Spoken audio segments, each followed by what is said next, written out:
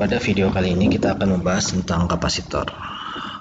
Ini gambar kapasitor yang ada di pasaran, bisa dilihat terdiri dari dua kutub, yaitu anoda dan katoda. Yang panjang ini kutub positif, yang pendek kutub negatif. Biasanya ada tandanya di sini.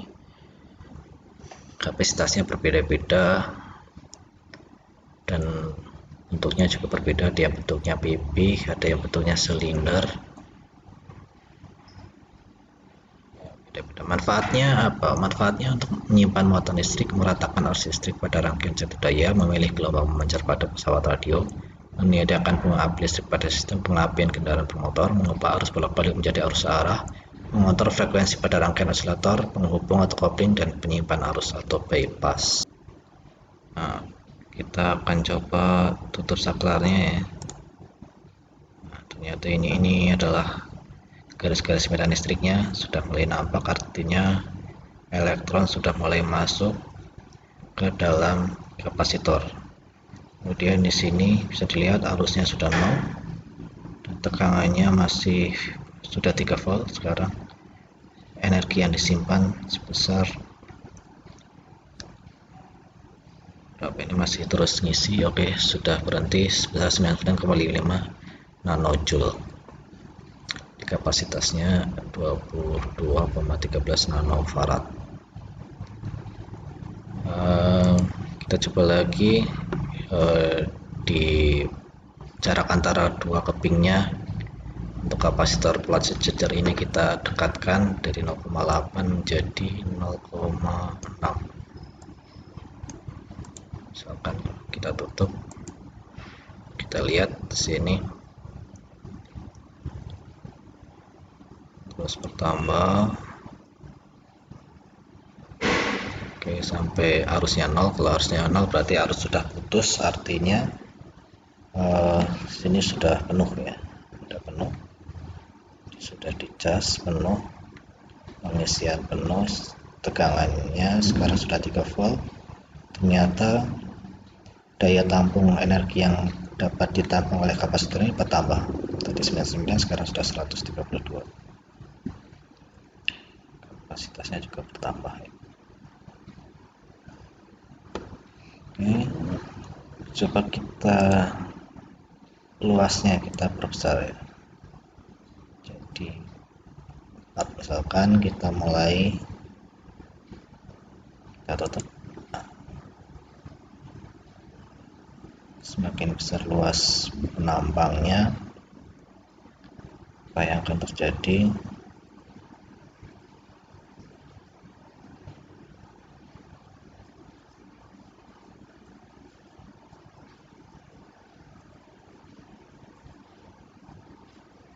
Semakin banyak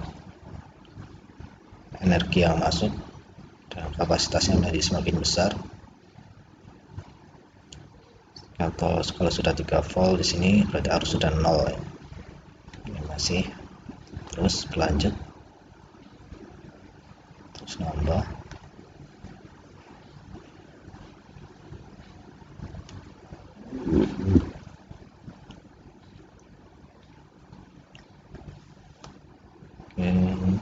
Ini sudah mulai penuh dan terus naik.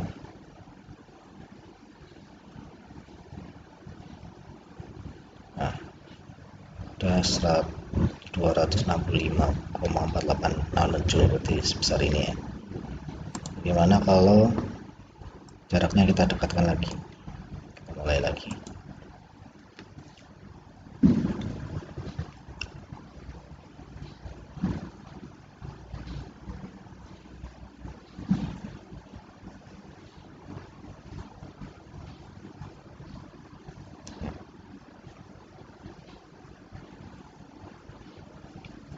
Ini sudah naik terus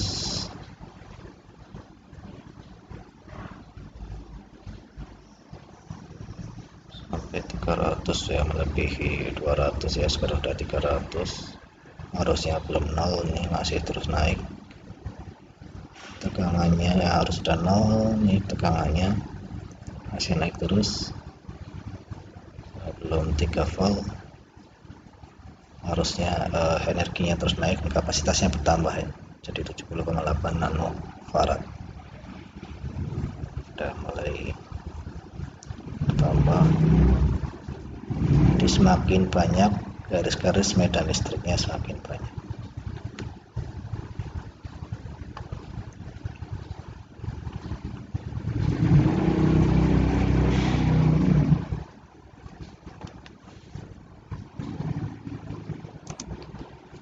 Dari animasi tadi kita bisa lihat bahwa ternyata kapasitor itu bisa dirumuskan sebagai C sama Q per V, di mana C-nya ini adalah kapasitor satuannya farad, Q-nya adalah muatan listrik satuannya kolom, dan V adalah beda potensial satuannya volt.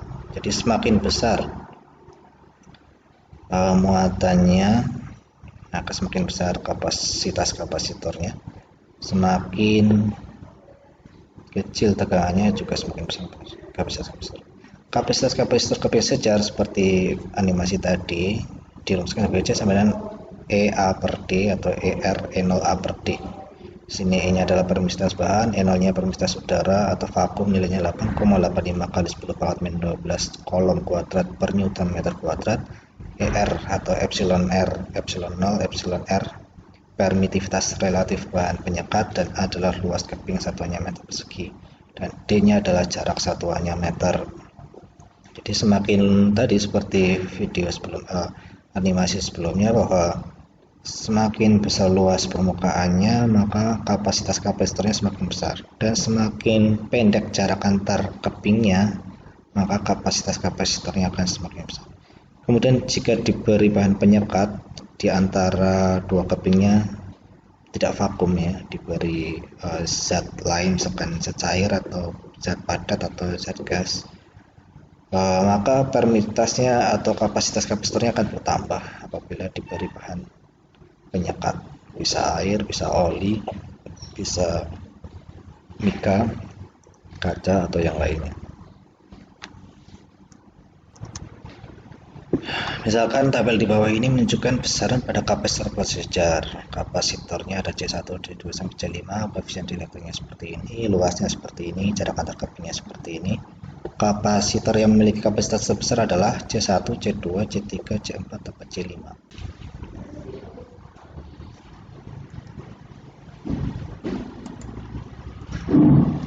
Untuk C1 yaitu epsilon R, epsilon 0A 1/1 di sini, ER-nya apa, E0-nya tetap A per D. Jadi untuk C1 sebesar ini. Untuk C2-nya kita masukkan ER-nya.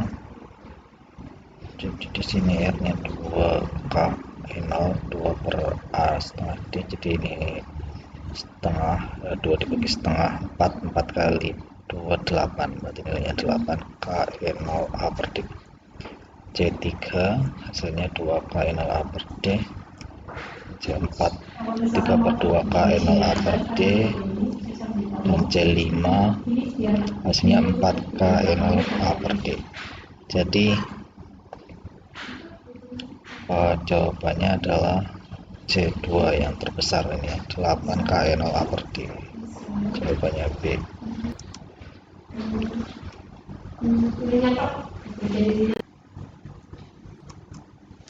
Susunan kapasitor kita bisa lihat di website fokusfisika.com/kapasitor. Coba kita lihat.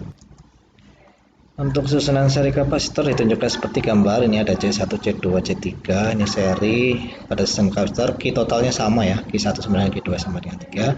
Besar tegangan totalnya atau V totalnya itu V1 plus V2 plus V3. Kapasitor penggantinya sehingga 1/C total sama dengan 1/C1 plus 1/C2 plus 1/C3. Untuk kapasitor paralel, ini susunan paralel seperti ini. Muatan listriknya Q total sama dengan Q1 plus Q2 Q3, dan besaran V totalnya berarti sama ya. Kalau paralel yang sama adalah V nya, sementara kalau seri yang sama Q nya. Untuk paralel yang sama V nya berarti V total sama dengan V1 V2 per V3. Ini V nya harus V besar ya, maaf ini salah tulis. Kapasitor penggantinya C totalnya adalah C1 plus C2 plus C3. Dan energi yang disimpan dalam kapasitor dirumuskan sebagai W sama dengan setengah CV kuadrat, atau W sama dengan setengah QV per kuadrat, karena C adalah Q per V, C sama dengan Q per V, berarti bisa tulis setengah Q kali V atau setengah Q kuadrat per C, di mana W nya adalah energi satuannya joule, C kapasitas kapasitor satuannya farad, dan V tegangan atau beda pola satuannya volt, dan Q adalah muatan listrik satuannya coulomb. Contoh soal, kapasitas sebuah kapasitor tergantung pada apa? Yang betul mana? Ya, dari rumus bisa dilihat yaitu epsilon 0 kali A per D, berarti kapasitas sebuah kapasitor itu tergantung pada bahan sisipan antara dua keping dan luas kepingnya. Bahan antara sisipan dan luas keping, bukan beda potensial, untuk muatan listriknya tidak berpengaruh ya, hanya dua. Kapasitas sejajar luas kepingnya 2 kali dari jarak keping yang dijadikan seperempat kali semula. Kapasitasnya akan menjadi berapa? Kita gunakan rumus C per C aksen sama dengan E A per D per E aksen D per A. Kita masukkan di sini. Ini adalah aksennya 2A, D-nya jadi seperempat D, sehingga di sini 1/8 atau C aksennya 8C. Jadi jawabannya C, menjadi 8C. Ini rangkaian campuran, berapakah kapasitor pengganti totalnya? Kita kerjakan dulu yang paralel, dijumlah. Paralel 1 ini jadi 4, kemudian yang seri ini setengah tambah seperempat tambah setengah jadinya 5/4, kemudian dibalik ya 4/5, kemudian antara yang atas dan bawah, yang bawah juga ini setengah tambah setengah jadi 1, jadi C totalnya C seri 1 ditambah C seri 2, 4/5 tambah 1 9/5. Jawabannya adalah C. Kemudian selanjutnya contoh soal, misalkan di sini terdapat sebuah gambar rangkaian seri dan paralel kapasitor C1 2 mikrofarad, C2 3 mikrofarad, C3 4 mikrofarad, dan tegangan totalnya di sini 9 volt. Tentukan C total, Q total, Q1, Q2, Q3, V1, V2, V3, dan energi Q total, W1, W2, dan W3. Untuk menyelesaikan soal tadi, kita kerjakan dulu yang paralel pada rangkaian kapasitor. Yang paralel dijumlah, berbeda dengan rangkaian hambatan atau resistor. Kalau yang paralel disebar, kalau ini dijumlah. Jadi CP sama dengan C3 plus C2, 3 tambah 4 jadi 7 mikrofarad. Kemudian seper C total untuk rangkaian serinya yaitu C1 dengan C paralelnya, berarti 1/C1 ditambah 1/CP, sehingga diperoleh setengah ditambah 1/7, 7/14 ditambah 2/14 ya pada 9/14, sehingga C totalnya dibalik 14/9 mikrofarad. Kemudian kita mencari Q totalnya, yaitu Q total dari rumus C total sama dengan Q total per V total, sehingga Q total sama dengan C total kali V total, sehingga tadi C totalnya 14/9 kali V totalnya 9, sehingga diperoleh, ini dicoret sehingga diperoleh 14 mikrocoulomb.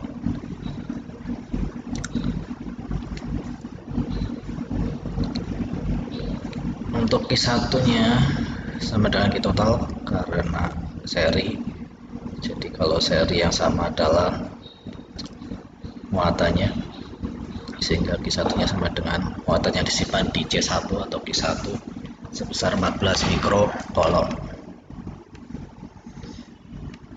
Selanjutnya kita akan mencari V1 di sini dari rumus C1 Q1 per V1, maka kita bisa mendapatkan V1 sama dengan Q1 per C1, yaitu 14 kali 10 pangkat min 6, 14 mikrokolom, jadikan kolom 14 kali 10 pangkat min 6 dibagi 2 kali 10 pangkat min 6, kita cari 10 pangkatnya, 14 bagi 2 7 volt. V total sama dengan V1 plus Vp, sehingga kita bisa mencari Vp nya, yaitu 9 sama dengan 7 plus Vp, berarti V paralelnya adalah 9 kurang 7, yaitu 2 volt. V2 dan V3 ini paralel, sehingga yang pada saat paralel yang sama adalah tegangannya. Jadi V3 sama dengan Vp, yaitu 2 volt. Kita cari J2 nya, J2 sama dengan Q2 per V2. Q2 nya kita cari, yaitu Q2 sama dengan J2 kali V2, berarti 3 kali 2 6 mikrokolom. Muatan yang disimpan di J2 sebesar 6 mikrokolom, banyaknya muatan yang bisa disimpan 6 mikrokolom. Kemudian untuk Q3, yaitu banyaknya muatan yang bisa disimpan di J3, berarti J3 kali V3 4 kali 2 8 mikrokolom. Kita bisa mencari Q3 dengan rumus Q1 sama dengan Q2 plus Q3, karena ini paralel ya, jadi Q1 sama dengan Q2 plus Q3, atau Q3 sama dengan Q1 min Q2, yaitu 14 kurang 6 sama dengan 8 mikrokolom. Sama ya, bisa pakai cara ini atau cara ini, sama aja. Gimana energi totalnya? W total sama dengan setengah C total kali V total. Nanti kita masukkan setengah kali 14 per 9 kali 10 pangkat min 6, ya ini jadikan mikrokolom kali 9 kuadrat, ini V totalnya, sehingga diperoleh 63 kali 10 pangkat min 6 joule atau 63 mikrojoule. W1 sama setengah C1 V1 kuadrat, sehingga kita masukkan setengah kali 2 kali 10 pangkat min 6 kali 7 kuadrat, diperoleh 49 kali 10 pangkat min 6 joule sama dengan 49 mikrojoule. Selanjutnya W2, yaitu setengah C2 V2 kuadrat, dimasukkan setengah kali 3 kali 10 pangkat min 6 kali 2 kuadrat, dipilih 6 kali 10 pangkat min 6 joule sama dengan 6 mikrojoule. Untuk W3 nya setengah C3 V3 kuadrat, berarti setengah kali 4 kali 10 pangkat min 6 kali 2 kuadrat sama dengan 8 kali 10 pangkat min 6 joule atau 8 mikrojoule.